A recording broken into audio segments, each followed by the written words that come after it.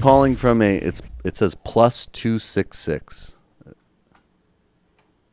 Are you there? Is that me? That's you. That's me? Oh, God, sorry. No worries, Felt man. like I was just listening to a radio show there.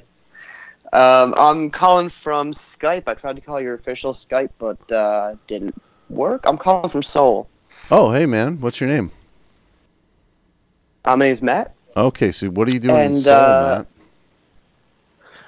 I'm just a teacher. Cool. Very cool. Been living here for a couple of years now, and I listen to your show every day. Oh, cool. Or just about. Mm-hmm. Even though I'm Canadian. But I caught that.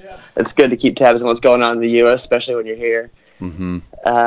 Sorry. And I heard you guys wondering, you guys said it on the show the other day, what must it be like to be living in Seoul right now? And so I thought I'd call in and tell you what it's like. Yeah, go ahead.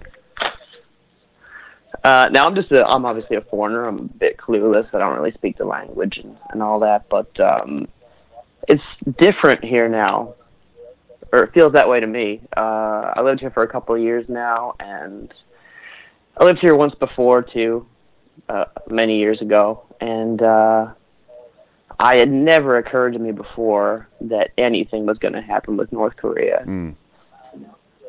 I mean, you got to understand just how, like, poor and weak that country is. Like, I was trying to find something to compare. Mm-hmm. It's got... North Korea's GDP is, like, half of Huntsville, Alabama. That was the closest U.S. city I could find for comparison. So the people, I mean, the people in South Korea, like...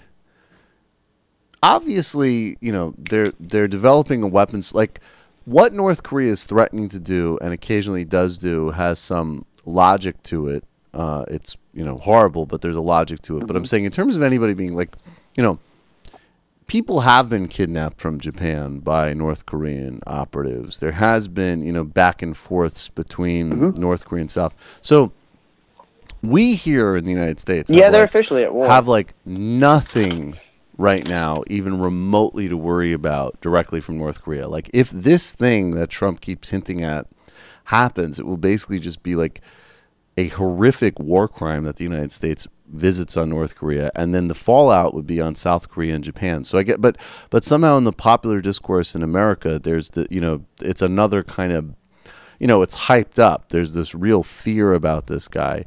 In South Korea, even though the threat is actually real, like it could decimate Seoul, is there a more, like, not that they aren't afraid and concerned about the North Korean regime and not afraid and concerned about, you know, whatever irrationality Trump has planned, but that are they also at the same time more aware that, of course, like, the North Korean regime is vindictive and dangerous and horrific to its own people, but it's nothing like half the GDP of Huntsville. Like, it isn't this big, you know, global monolith that almost starts to get presented with to some degree in the United States. I mean, it's pretty ridiculous.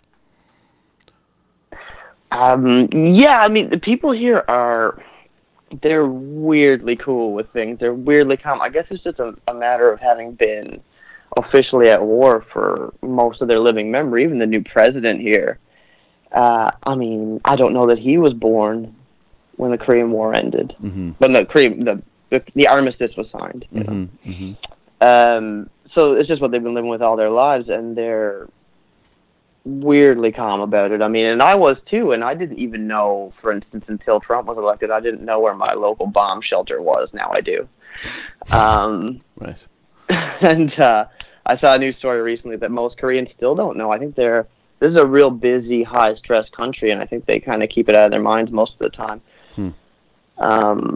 And I think they're used to the idea. There's a surprising amount of, like, cooperation between South and North Korea. There's like humanitarian aid. Right. They've marched together at the Olympics and stuff like this. And, you know, when things are calm here, they're pretty calm.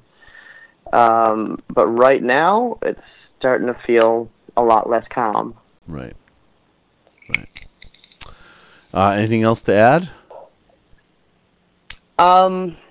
Not so much, but when I'll just say that when I hear it used as a political football in America, that concerns me because, I mean, when you think about who you guys have running your country right now, I would much rather if when Trump failed to live up to his tough talk about North Korea, everybody just let that slide. And I agree. I think that's a very every time I else. hear there's a certain type of hashtag resistance person that does it like, yeah, you're not gonna get your wall now, huh? And it's like, shut the fuck up. You're trying to like make this guy feel obligated to fulfill his insane rhetoric. I agree. I think if we could all just say, you know, I think, frankly, that T.I. would be a much better apprentice host than you, Mr. President, and hopefully that will distract him. You know, long absolutely enough just fill his Twitter feed with just NFL stuff, something. Yeah, exactly. Anyways, that's all I had to all right, thanks, boss. Appreciate the call. If anything changes here, I'll call you back. Thanks so much. Bye-bye. Hi, folks. Sam Seder here. We still need your help on our Patreon page.